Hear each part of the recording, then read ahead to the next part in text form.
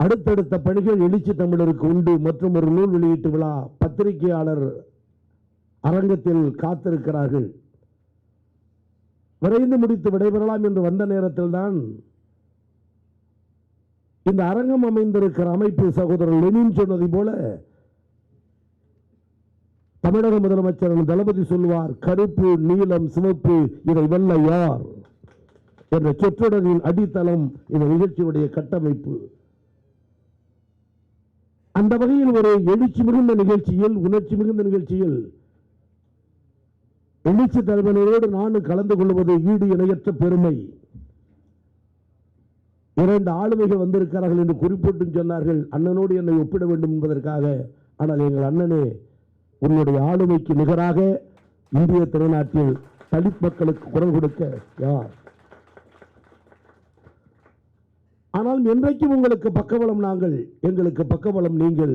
பொதுவுடைமை தொடரோடு இதை வென்றெடுக்க யாராலும் இயலாது. பிரித்தாளும் சூழ்ச்சி என்று எச்சரிக்கை மணி அடிக்கிற இந்திய கூட்டணியின் முதல் தலைவன் உன்னை தவிர வேறு யார்?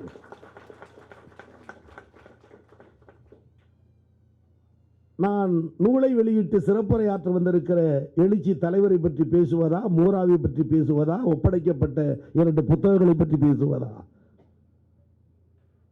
ஆனாலும் கூட எங்கள் கல்லூரி இணை இயக்ககத்தினுடைய இணை இயக்குனர் பேராசிரியர் மாநில கல்லூரியினுடைய முதல்வர் பேசும்போது சொன்னார், எங்கோ மறைந்தனர் இங்குள்ள தமிழர்கள் ஒன்றாதல் கண்டே. அதை சொன்னது ராமர் என்பதுதான் எங்களுக்கு மற்றற்ற மகிழ்ச்சி. ஏதோ புரிந்தவர்கள் ராமர் என்ற பெயருக்கு பெயரளவில் சொல்லலாம், புரியாதவர்களுக்கும் சொல்லுவேன். ராமர் எந்த பரம்பரையோ அந்த பரம்பரையில் பிறந்திட்டவர் சொல்லுகிறார், இங்குள்ள தமிழர்கள் ஒன்றாவதல் கண்டு. இதைவிட சமத்துவம் மூரா எதிர்பார்க்கிற புத்தகத்தில் இருப்பது, மேடையில் இருக்கிறது, வேறு என்ன வேண்டும்? எனவே மூரா எதை சிந்தித்து எழுதினாரோ அதை மேடையிலும் செயல்படுத்திய முதல் நிகழ்ச்சி அண்ணா நூற்றாண்டு விழா அரங்கத்தில் நடக்கிற நிகழ்ச்சி. அவருடைய வாழ்க்கை குறிப்பை பார்த்தேன், தந்தார்கள். தருமபுரி பக்கத்தில் குட்டம்பட்டி பிறந்த ஊர். வந்திருப்பவர்கள் பல பேர் ஊர் பெயர் சொல்ல முடியாமல் இருக்கிற குக்கிராமத்தை சார்ந்தவர்கள் தானே. நாம் என்ன மிட்டா மராசுகளா, கோடீஸ்வரர்களா, பஸ் முதலாளி வீட்டு பிள்ளைகளா, நிலைச்சு வாழ்ந்தார்களா? ஊரின் பெயரை பெருமையாக சொல்லிக்கொள்ள குக்கிராமம், குக்கிராமத்திலும் குக்கிராமம். கையை தூக்குங்கள் என்று சொன்னால் அனைவரும் கையை தூக்கி ஆமாம் நான் ஒரு குக்கிராமத்தில் வந்தேன் என்று மனதார உற்றுக்கொள்ளுகிற ஒரு கூட்டமைப்பை சார்ந்தவர்கள் இன்றைக்கு தலைநகர் சென்னையில் கூடியிருக்கிறோம். மூராவின் நூல் வெளியீட்டில் கலந்து கொண்டிருக்கிறோம். ஆனாலும் சொல்லுவேன் சகோதரர் மூரா அவர்களுக்கு, பேராசிரியர்களுக்கு, நீ குட்டம்பட்டியில் பிறந்தாலும் தலைநகர் சென்னையில் அண்ணா நூற்றாண்டு விழா நூலக வளாகத்தில் உன்னுடைய நூலை பற்றி எழுச்சி தமிழர் பேசுகிறார், அனைவரும் கூடியிருக்கிறோம் என்று சொன்னால் நீ குட்டம்பட்டியில் பிறக்கவில்லை, கோமான்பட்டியில் பிறந்த சீமான். எனக்கு என்னவோ தெரியவில்லை, கவிதைகள் இவர்கள் பேச பேச நானும் கவிஞனாகிவிட்டேன்.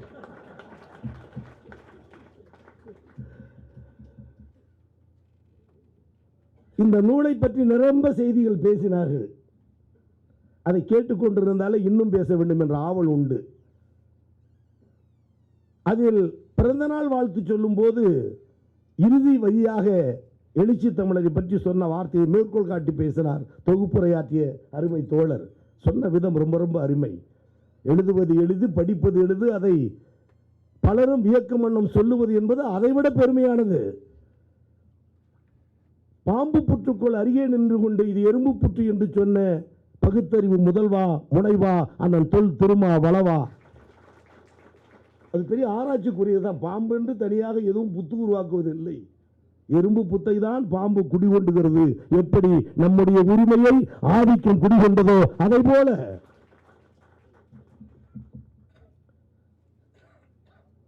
அமைப்பாய் திரளுவோம். அந்த சொல்லை சொன்னால் திரும்பி பார்க்கிற ஒற்றை முகம் இந்தியாவில் மட்டும்தான் தலைவா. பொதுவுடைமை இயக்க தோழர்களுக்கு மூலதனம், திராவிட சிந்தனையாளர்களுக்கு திராவிட இயக்க வரலாறு, அதேபோல் இன்றைக்கு இருக்கிற அரசியல் கட்சி அமைப்புகளை உருவாக்க வேண்டும் என்று நினைக்கிற யாராக இருந்தாலும், உலக நாடுகளில் உள்ள பிற அரசியல் கட்சியாக இருந்தாலும், இந்தியாவில் இருக்கிற பல அரசியல் கட்சிகளாக இருந்தாலும், தமிழகத்தில் இருக்கிற பல அரசியல் கட்சிகளாக இருந்தாலும், துவக்கலாம் என கனவு கண்டுகிட்டு இருக்க பல கட்சிகளாக இருந்தாலும், ஒவ்வொரு அரசியல் கட்சிகளுக்கும் பாலபாட நூல் அண்ணல் அம்பேத்கர் எழுதி தந்த இந்திய அரசியலமைப்பு சட்டத்தை போல் ஒரு அரசியலை கட்டமைக்க வேண்டும் என நீ எழுதியிருக்கிறாயே, அமைப்பாய் திரளுவோம், அதுதான் அரசியல் புத்தகங்களுடைய அடிச்சுவடி. ஒருவேளை கட்சி நடத்த வேண்டும் என்று கருதுபவர்கள் கூட, அல்லது கட்சி துவங்க வேண்டும் என்று கருதுபவர்கள் கூட, எங்கள் அண்ணனே திருமாவளவனே உடைய புத்தகத்தை படித்து விட்டுதான் அடிச்சுவடி எழுத ஆரம்பிக்க வேண்டும். மூத்த மொழி தமிழ் மொழி, சரி, மூத்த குடிமகன் யார்? தமிழகத்தில் கேட்கவில்லை, இந்தியாவில் கேட்கவில்லை, உலகத்திலேயே கேட்கிறேன். ஆதி மனிதன் தமிழன் என்றால் அந்த ஆதி மனிதனும் ஆதி மனிதன் எதிரே இருக்கிற சொந்தங்கள் நீங்கள் என்றால் நமக்கு குரல் கொடுக்க பிறந்தவர். இன்றைக்கு திராவிட சிந்தனையோடு தமிழகத்தை ஆண்டு கொண்டிருக்கிறோம். என்னை பற்றி உயர்வாக சொன்னார்கள். உயர்கல்வித்துறை அமைச்சர் வந்திருக்கிறார். அதிலும் அருமை சகோதரர் மூரா அவருடைய சிறப்புகளை கூறுகளை அவர் எழுதிய எழுத்துக்களை 26 புத்தகங்கள் எழுதியிருக்கிறார் என்ற அந்த பாராட்டுகளை பார்த்து பார்த்து வியந்து போகிறேன். எப்படி முடிகிறது என்று. எழுதக்கூடியவர்கள் பேச முடிவதில்லை, பேசக்கூடியவர்கள் கட்டுரை எழுதுவதில்லை, கட்டுரை எழுதுபவர்கள் ஆராய்ச்சி கட்டுரை எழுதுவதில்லை, ஆராய்ச்சி கட்டுரை எழுதுபவர்கள் கவிஞராக வருவதில்லை. பேசுகிற நான் பேசுவேன், சில பல கவிதைகளை சுவைப்பேன், அவ்வளவுதான். கவிதை எழுதிய பழக்கம் இல்லை. ஆனாலும் இவ்வளவு ஆற்றலோடு ஒரு மாமனிதர் இருக்கிறார் என்று சொன்னால் அந்த மாமனிதருக்கு பலத்த கரோடு இணைப்பு பாராட்டுவதுதான் மூராவுக்கு நாம் தருகிற உற்சாக பத்திரம்.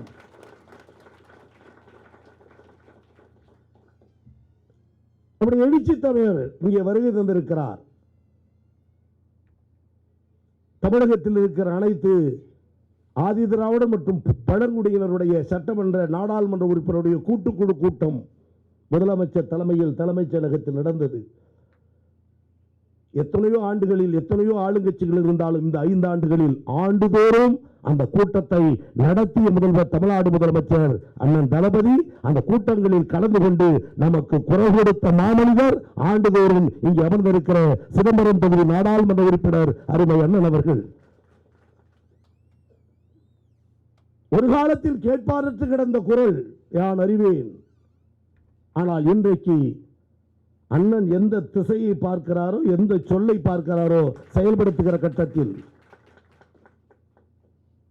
நினைவில் வாழ்கிற ஆருயிர் தலைவர் எல் இளைய பெருமாள், அவர் பெயர் என்பது தேசிய இயக்கத்தில் இருந்தாலும் திராவிட சிந்தனையோடு தாழ்த்தப்பட்ட மக்களுக்கு குரல் கொடுத்த மாமனிதர். அவருடைய 100ஆண்டு விழா மணிமண்டபம் வேண்டும். எத்தனையோ தோழர்கள் மனதில் இருந்த ஆசை முதலமைச்சரிடம் அண்ணன் எடுத்து சொன்னார். மறுநாள் சட்டமன்றம் கூடிய நேரத்தில் தமிழ்நாடு முதலமைச்சர் எழுந்து 110 விதியில்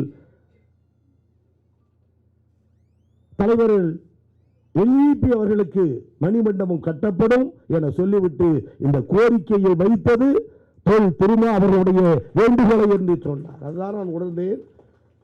ஒரு பவர்ஃபுல் சீஃப் மினிஸ்டர் சட்டமன்றத்தில் அறிவித்து விட்டு போகலாம், இயற்கை. அங்கே கேட்டார்கள், இங்கே அறிவித்தேன், முடிந்தது என எண்ணி இருக்கலாம். ஆனால் முதலமைச்சர் குறிப்பிட்ட நேரத்தில் இவருடைய வேண்டுகோளை ஏற்று அதை செயல்படுத்துகிறது என்று சொல்லுகிற அந்த இணைப்பு பாலம், அந்த இணைப்பு, அந்த தொடர்பு. முத்தமிழறிஞர் மூதறிஞர் டாக்டர் கலைஞர் அவர்கள் அண்ணன் அவர்களை மேடையில் வைத்துக் கொண்டு பேசியதை எதிரே இருந்து கேட்டிருக்கிறேன், நினைவுபடுத்துகிறேன். எங்கள் அண்ணன் லெனினை வைத்துக் கொண்டு விடுதலை சிறுத்தை இயக்கத்தினுடைய கொள்கைகள் வேறு, திராவிட முன்னேற்ற கழகத்தின் கொள்கைகள் வேறு அல்ல. இரண்டும் ஒரே கொள்கைதான். என் கொள்கையும் என் தம்பி திருமாவின் கொள்கையும் என்று முத்தமிழறிஞர் கலைஞர் கர்ஜித்தார். அண்ணன் அமர்ந்திருந்து ரசித்தார். இன்றைக்கும் கலைஞருடைய அன்புக்கு கட்டுப்பட்டவர்.